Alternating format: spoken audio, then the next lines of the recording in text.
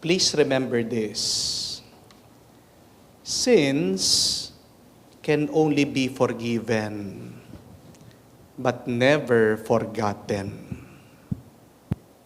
Kahit anong gawin natin, hindi natin makakalimutan ang mga kasalanan na ginawa natin. Hindi po ba? Walang magic formula, walang magic pill, walang gamot para kalimutan mo din yung kasalanan ng ibang tao sa iyo. Ang magagawa lang natin ay yung patawarin natin sila. Ang magagawa lang sa ating buhay ay yung mapatawad ang ating mga kasalanan. It is a fact that our sins are always with us. That when we do a sin, it is imprinted always in our minds. Mababasa nyo din po yan sa Biblia. Inaamin din ni Haring David, di po ba? Basahin nyo ang Psalm 51, sinasabi niya, "For my transgressions and my sins are always before me." Nagkasala siya. He committed adultery with Bathsheba. Did you remember that story? Nagnasa siya ng ibang babae, hindi niya asawa, may asawa na. Nagkasala siya, humingi siya ng tawad sa Diyos. Pinatawaran siya ng Diyos. Pinatawad siya ng Diyos. But after a year, look at the prayer of King David. He always remembered that sin. At kahit naman po, sa Ebanghelyo, di ba? Yung pagkakasala ni Judas, hindi pa rin natin makalimutan. Bawat nababanggit yung pangalan ni Judas, nakasunod doon yung kanyang kasalanan. And Judas who betrayed Jesus.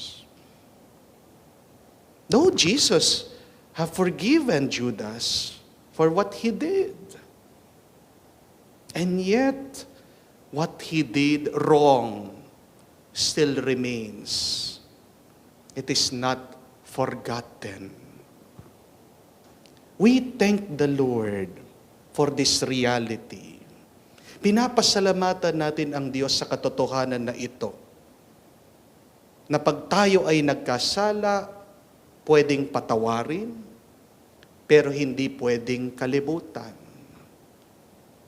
Maganda na patawarin ang mga kasalanan kasi ang inaalis mo dyan ay yung masamang nararamdaman mo pag ikaw ay nagkasala. Pag nagpapatawad ka ng kasalanan ng iba, binibitawan mo yung masamang loob mo na kinikimkim dahil sa ginawa nila sa iyo. That is what forgiveness does to us and do to our experience. We let go of the painful reality. We let go of the painful feelings. Nagtatanong ang mga skriba at pariseyo, bakit si Jesus nagpapatawad ng kasalanan? Sino ba siya para magpatawad ng kasalanan? Tayong lahat, pwede naman tayo magpatawad, hindi po ba? At kailangan tayong magpatawad. We have to let go of these ill feelings. We have to let go of these ugly feelings that we have in our hearts. Pero, kahit na nagpatawad, ang Diyos hindi kinakalimutan. Pag tayo'y nagpatawad, wag mo din kalimutan yung kasalanan. At maganda na wag mong kalimutan. Bakit? Dahil may tatlong magandang dahilan para naaalala natin ang ating mga kasalanan. Remember this. Una, When you remember the sins of the past, it helps you to avoid them in the future. Our memories keep us safe. Paano na lang po tayo kung makakalimutin tayo palagi? Halimbawa, napaso ka, nasunog ka, no? Sa kandila, sa apoy. Pag makakalimutin ka, hindi mo natatandaan na yan pala'y mapanganib, nakakasakit, mahapdi sa'yo. Di palagi mong hinahawakan. Imagine a world where all of us are forgetful. Ang dami siguro sa atin, sunog na. Ang dami siguro sa atin, baldado. Ang dami siguro sa atin, nagkasakit, nalapnos ang balat. Kulang-kulang na ang parte ng ating mga katawan. Kasi kung makakalimutin tayo, hindi tayo matututo sa anuman na nakakasakit at nakakapagbigay ng panganib sa atin. Marami siguro ang masasawi, mamamatay dahil makakalimutin. See, when you remember, it keeps you safe. Ang kasalanan, nakakasakit. Ang kasalanan, nakakamatay. Kailangan nating matandaan ito. Huwag mong kakalimutan. But the second reason that it is good to remember our sins is because it makes us humble. Hindi po ba? Yung mga nakalimutan nila, galing sila sa hirap. Kala mo kung sino sila, no? Ang lalaki ng ulo, ang yayabang. Ganyan din. Kung feeling mo, perpekto ka. Kung feeling mo, wala ka nagawang kasalanan. Hambog ka. Mabuti na palagi mong naaalala na ikaw ay nagkasala. Kasi nagiging mas mapagkumbaba ka. Naaalala mo, hindi ka perpekto.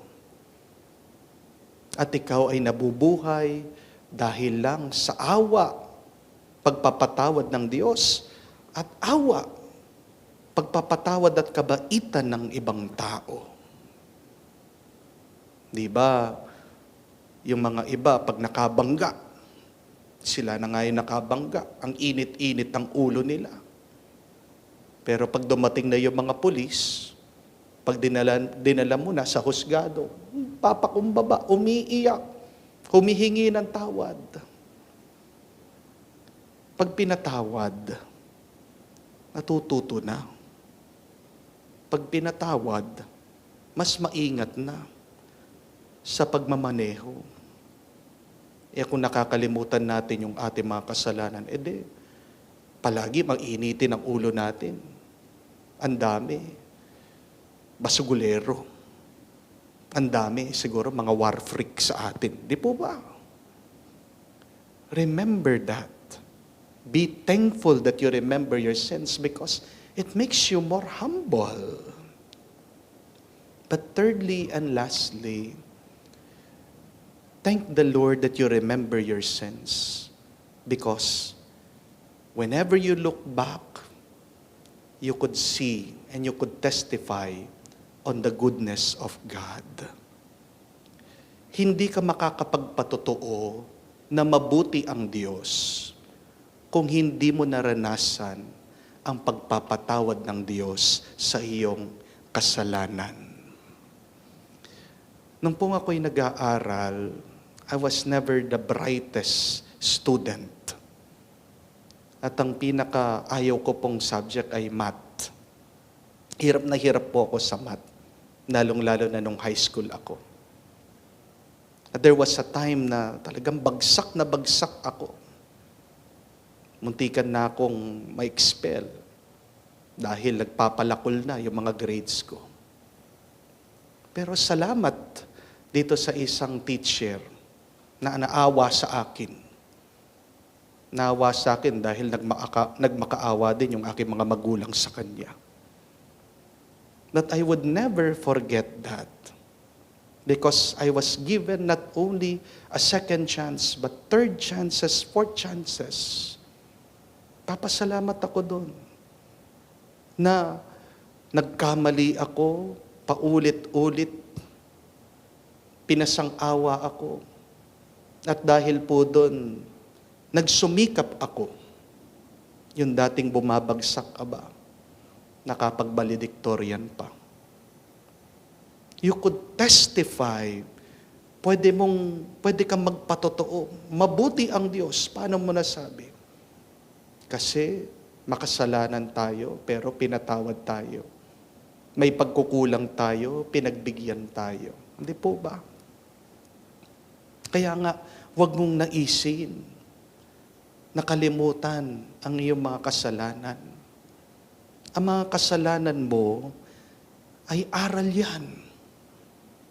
Aral para alam mong iwasan ang nakakapagbigay ng sakit at panganib sa iyong buhay.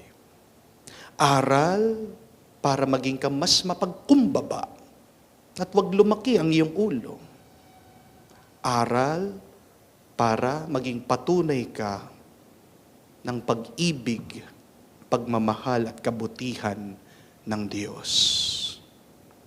Papasalamat tayo na pinapatawad ng Diyos ang ating mga kasalanan at magpapasalamat tayo na hindi niya kinakalimutan ang ating mga kasalanan. Tayo din, makita sana natin ang halaga ng mga alaala ng mga nagawa nating kasalanan at pagkukulang at magamit natin ito para tayo mas maging mabuti at maging mas banal. Amen.